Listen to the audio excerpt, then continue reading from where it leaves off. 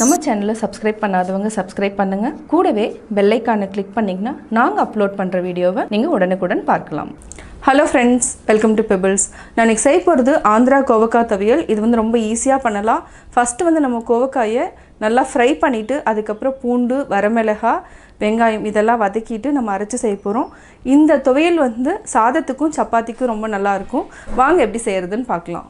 தேவையான பொருட்கள்: நம்ம கோவக்காய் ஒரு 20 எடுத்துக்கலாம். இதுக்கு வரமிளகாய் 8 வரமிளகாய்.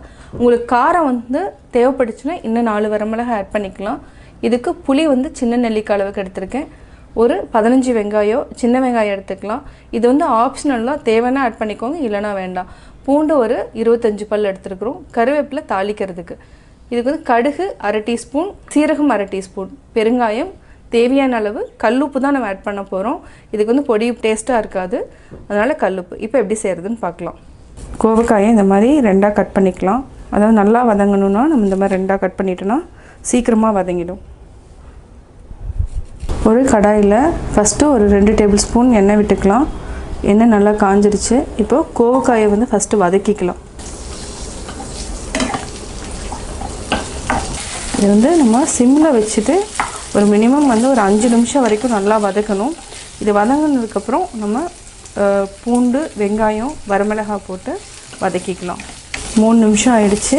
இது நல்லா தோல் சுருங்குற அளவுக்கு நம்ம வதக்கிட்டாலே போதும். இது நம்ம தனியாக எடுத்து வச்சுட்டு வெங்காயம், பூண்டு இதெல்லாமே ஆட் பண்ணிக்கலாம். அதே கடாயில் இன்னொரு டேபிள் ஸ்பூன் எண்ணெய் விட்டுக்கலாம். ஃபஸ்ட்டு பூண்டு, வெங்காயம் பெருசாக இருந்துச்சுன்னா நீங்கள் இந்த மாதிரி 2ஆக கூட போட்டுக்கோங்க. நல்லா வதக்கி விடுங்க.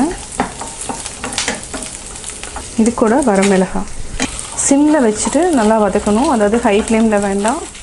ஆந்திரா சட்னினாவே காரம் அதிகமாக எடுத்துக்குவாங்க. இந்த மிளகாயிலேயே காரம் இருக்குது. உங்களுக்கு இன்னும் காரம் வேணும்னா இன்னும் 2 மிளகாய் ஆட் பண்ணிக்கலாம். இது நல்லா 2 நிமிஷம் வரைக்கும் நல்லா ஃப்ரை பண்ணிக்கலாம். நம்ம நல்லா வதக்கிட்டோம். இப்போ புளி இந்த அளவுக்கு நம்ம ஆட் பண்ணணும். இது ஆட் பண்ணிக்கலாம். ஆல்ரெடி வதக்கி வச்சுருக்கிற கோவக்காயும் ஆட் பண்ணிக்கலாம்.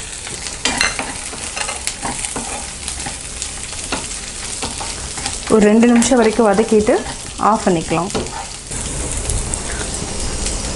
தேவையான அளவு உப்பு.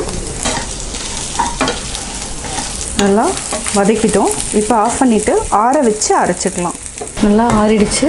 இதை மிக்சியில் போட்டுக்கலாம். உப்பு இருக்கான்னு செக் பண்ணிவிட்டு இப்போ நம்ம அரைச்சி எடுத்துக்கலாம். கோவக்காய் துவையல் நம்ம அரைச்சிட்டோம். இது பார்த்திங்கன்னா கோவக்காய் துவையல் மாதிரியே இருக்காது. நார்மலாக நம்ம தக்காளி சட்னி அதாவது புதினா துவையல் மாதிரி தான் இருக்கும். இப்போ நம்ம வேறு பாத்திரத்தில் மாற்றிக்கலாம். இப்போ நம்ம தாளிச்சிக்கலாம். ஒரு டேபிள் ஸ்பூன் அளவுக்கு எண்ணெய் விட்டுக்கலாம். இதுக்கு கடுகு, சீரகம், கருவேப்பிலை, பெருங்காயம். கடுகு, சீரகம் நான் அப்படியே போட்டுக்கலாம். கொஞ்சம் எண்ணெய் காயிட்டோம்.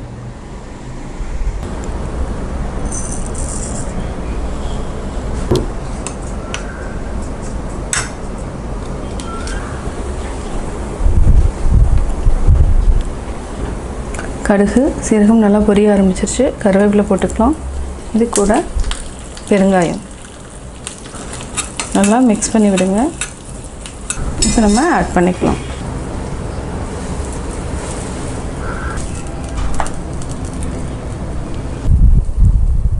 சுவையான ஆந்திரா கோவக்காய் துவையல் ரெடி. நான் ஆந்திரா கோவக்காய் துவையல் எப்படி செஞ்சேங்கிறத பார்த்தீங்க. கட்டாயம் உங்களுக்கு இந்த வீடியோ பிடிச்சிருக்கும். இந்த வீடியோ பிடிச்சதுன்னா லைக் பண்ணுங்கள், ஷேர் பண்ணுங்கள், கமெண்ட் பண்ணுங்கள். மறக்காமல் எங்கள் சேனலை சப்ஸ்கிரைப் பண்ணுங்கள்.